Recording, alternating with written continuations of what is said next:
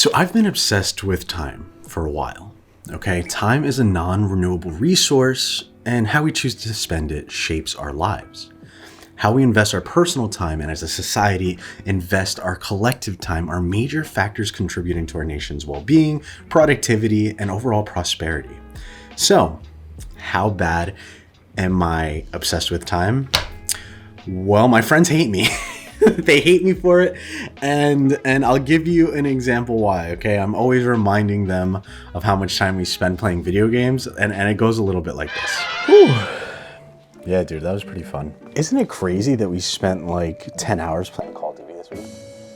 You know, isn't it crazy that we spent like 56 hours playing Minecraft? Put in 10 hours playing Ball yesterday, like going for 16 hours. Shut the f*** up, please. Please shut the f*** up. Okay, I just want to play my games. I don't need my mom reminding me how much I'm playing these games. Okay? But now, I'm here to be that friend to you. Okay? So here are some statistics of how people are spending their time in 2023, just to put it a little into perspective, okay? Okay, and these statistics are based on the US Bureau of Labor Statistics. They use the American Time Survey, and then CDC and Forbes, and it's kind of like an average of everything put together. Now, globally, people are spending on average 6 hours and 58 minutes of screen time per day. Daily screen time has increased by nearly 50 minutes per day since 2013. On average, Americans spend 7 hours and 4 minutes looking at a screen each day. Over a year, that adds up to about 107 full days watching a screen for fun. Now, there are 365 days in a year, right? Based on this survey and on the statistics, on average, we spend 133 days sleeping, 122 days working, which means we have 110 days left free. We are spending 107 out of those 110 days looking at screens. And the quick little statistic is that Americans are spending on average 1 hour and 46 minutes of gaming every day. But that figure itself is suggesting that the average person is spending up to 40% of their waking hours to an interconnected screen.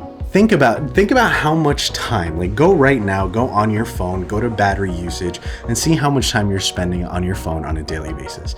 I guarantee it's a little bit more than you're anticipating and probably gonna kick you into gear a little bit, okay? Now you're probably saying, but Brian, I don't have time. I'm so busy. I can't fit things into my schedule. Shut up. Okay, shut up. I told you I was going to be that friend. I'm that friend. Shut up. So recently I just finished reading a book called 168 Hours, You Have More Time Than You Think by Laura Vanderkam. It wasn't for me. I don't think it was the audience. I was the audience she was trying to reach. That's okay. But there was a little nugget in there that I think really shifted my perspective, and hopefully I'm going to shift yours a little bit. So the shift in perspective is this. Accounting for 8 hours of sleep and assuming we're committing around 50 hours of work every week, and that's 10 hours than the regular 9 to 5, okay, 50 hours, that leaves you with 62 hours of free time per week. So I think the real shift in perspective is that we just need to think of it in a longer time horizon. Instead of just seeing it from a daily perspective, we switch out to a weekly perspective, and that now becomes the 62-hour bank that we can pull from, okay? Time poverty is not real. It isn't. It just means that if you can't find the time to do the things that you want to do, you're not allocating your time correctly, you're not prioritizing what you want to finish and do the right way. And I'm guilty of that. I'm making a video right now about how I tracked every minute of every day for the past year, and I came to a lot of conclusions about myself, but this is meant to help you. This is meant to put that kind of perspective on your life and your overall time usage and time management. So what is a time diary? So time diary is going to be a useful tool that's going to help you show where your time is spent on each day. It's a detailed report on what activities you carry out, what time you do them, and how long you're doing each activity. So it gives you an idea of how long it takes to complete everything. This is going to include all your activities, okay? And I know it sounds like a lot because it is, but I just want you to commit to doing like 2 weeks minimum up to 30 days, okay? From the time that you wake up until the moment that you go to bed, you have to note down every activity that you do. That's going to include things like brushing your teeth, driving to work, doing dishes, taking care of your kids. And this isn't meant to be like a magical tool that's going to all of a sudden create time that really doesn't exist.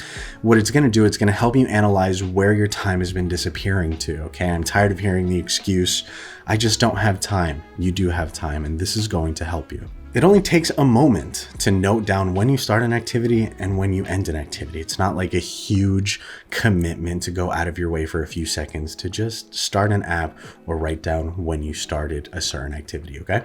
Now, I guess best practices in keeping a time diary is to make sure you complete the diary as you do the tasks, okay? It's not really going to be good for you if you just leave it all for the end of the day, because you're probably not going to remember what you were doing at 7 in the morning. You're probably going to miss things, and you're going to miscalculate how long activities take you to complete. One thing that I know about humans and just us in general is we're terrible at guesstimating how long things are going to take. They usually take a lot longer than we anticipate, so we're terrible at gauging time. These are the things we're going to need to start: a notebook, a pencil, and a way to track our time. So the apps that I recommend to track your time, which have been like amazing for me when I've used them, was Toggle, which is free, which has a free tier that's amazing. Timular, it could be paid. Clockify also has a free tier, and A-Track Time Tracker also has a free tier. Those 4 are on Android and iOS. Some might not be in other places, but I'm giving you 4 options so that you can pick the best app to track your time. So use those apps.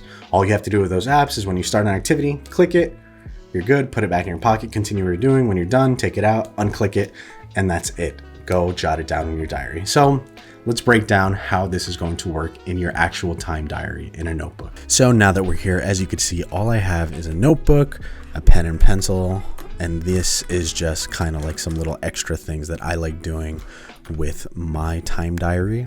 You could also have a ruler to kind of help you organize it a bit, but I'm going to show you 2 time diaries today, 2 different perspectives, a weekly perspective and a daily, and you can choose which one works for you.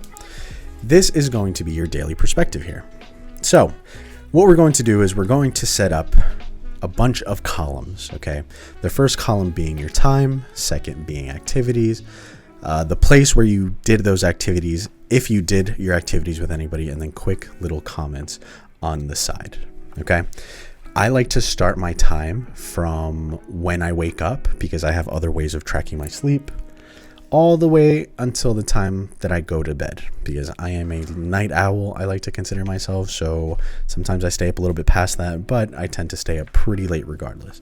Now, what you're going to do is as soon as you wake up, you are really going to take notice of everything that you do, whatever you're spending your time in. I'm talking about even the smallest stuff. So for the first half hour, you can include your morning routine. I went to the bathroom, toilet, brushed my teeth, I went to the bathroom, I was alone, no comments. Maybe you could talk about your poop. If you had a little morning poop, it was great. The color to denote self-care, or kind of like eating and drinking kind of thing, I used green. Then I used blue for eating and drinking specifically, actually. So the green was the self-care. The light blue is going to be for eating and drinking. And I had breakfast for half an hour. I was in the kitchen, I spent it with my partner, and I had eggs and toast. Then from 8 to 10:30, actually from 8 to 10:15, I was working. I'm working from home, so boom, boom, boom, boom, working Zoom meetings. I was in my home office alone with no comments. Now, as you can see on the side, they're broken up into 30-minute intervals, but if you need to break it into something smaller, like 15-minute intervals, you could just draw a little line, color code the other side. So this was my relaxing color code. I was on TikTok because, let's be realistic, that's what we tend to do when we need a little break. We go on our phones, scroll through social media. I'm not going to be like, I'm out here meditating for 15 minutes. That's not true. TikTok. And then you go right back to work all the way up until lunch. This is going to give you a more in-depth look at how you're spending your day. I like color coding. Again, you don't need to. You can just rewrite, working, or just draw a big arrow down. Doesn't matter. But I like color coding because it gives me an overall perspective of my day without having to go into the details. So this is just a preference of mine. The color coding is just a preference of mine. It's definitely not something you have to do. But at the top, you have your date. Here you have your productivity level and happiness level. I added these because I think they would be a really good way to kind of gauge your most productive days and your happiest days. And you're going to use a scale from -2 to 2, -2 being completely unproductive, 2 being incredibly productive.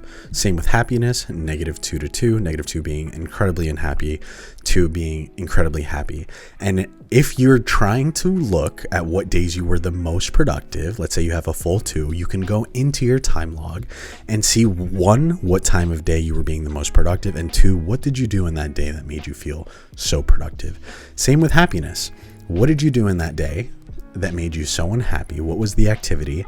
And when did it tend to happen? It's a great way to kind of find mood swings, mood patterns, behavioral patterns, anxiety triggers. A time diary can be invaluable in a lot of different ways.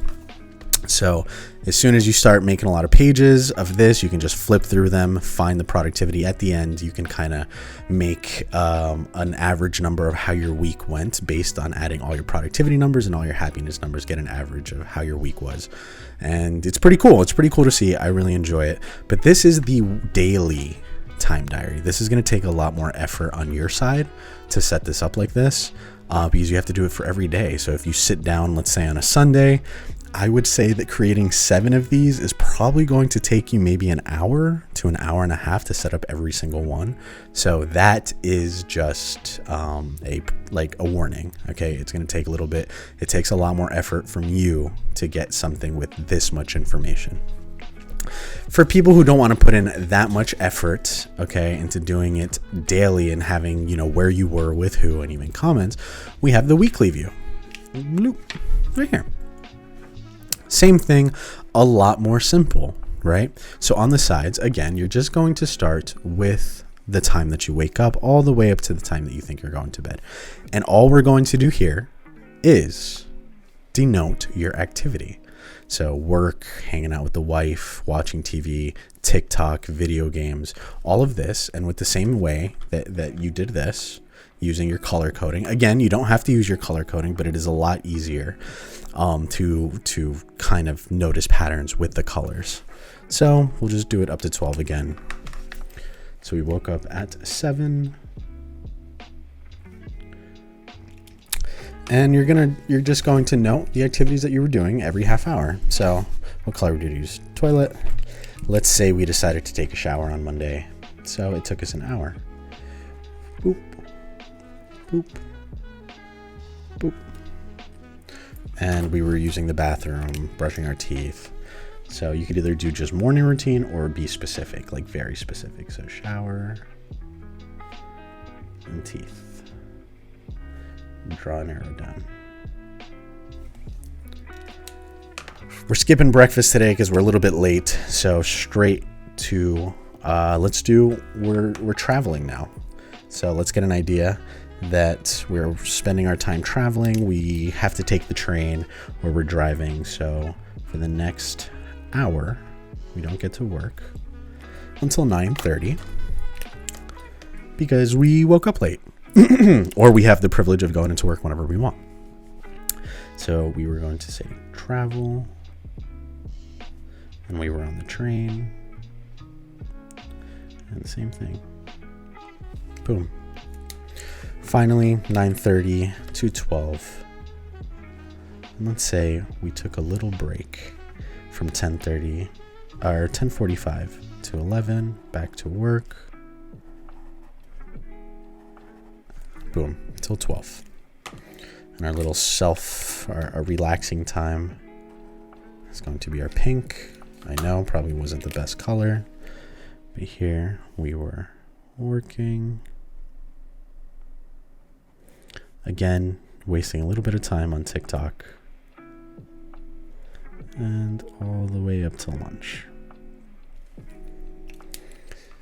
Now, what's nice about this perspective here, the weekly, is it really gives you a good view of how you spent your week. It's not super detailed in terms of hyper specific information of who you were with or little comments that you may have had, but you're going to get a good idea of how you're spending your time if you decide to color code it and do it just the way I'm doing it. A lot easier to set up. You just set 4 of these for the month. This will probably take you maybe an hour, a little bit less, maybe 45 minutes to do 4 of these and be good for the week. and you're just not going to get as much information, but still get a really good idea of how you're spending your time. I personally suggest that you do this for at least 30 days with a minimum of 2 weeks, okay? Absolute minimum, because I think the longer time horizon is just going to give you a broader perspective of how you're spending your time. And you can go through, average everything out, see where you're spending the most time. But this is it.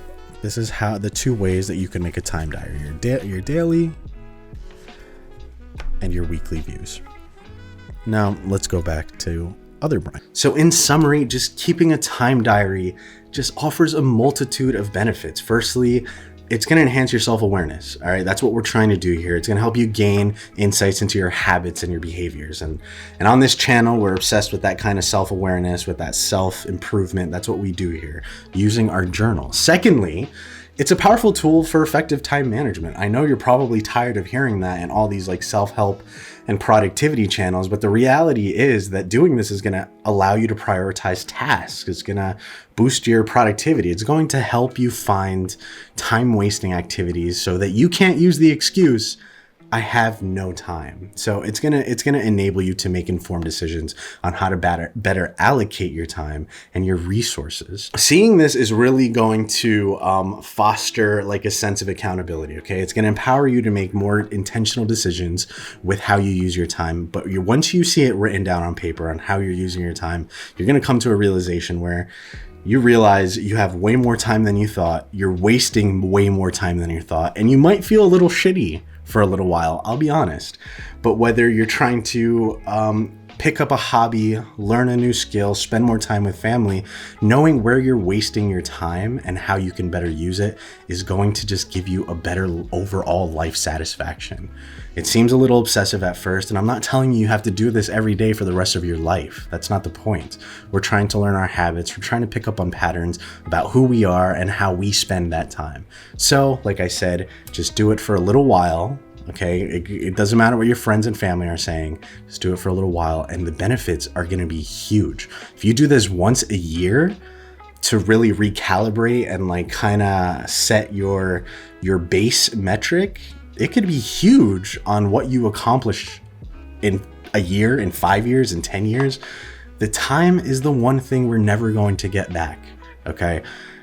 This is something that you should prioritize as much as I have in my later years. This simple little practice is something that can change the rest of your life. We all have the same 24 hours in the day, okay? How you use them is going to differentiate you from others and get you closer to what you want to be. I know this sounds super self-helpy, but the honest thing about this is it's changed my perspective on life immensely. I think this is something everybody should do, and I wouldn't be recommending this if I didn't see the value in it.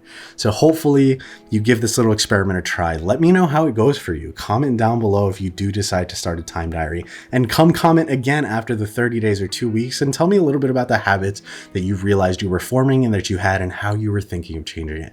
I find that super invaluable for myself and for anybody else who wants to decide to take part in this journey.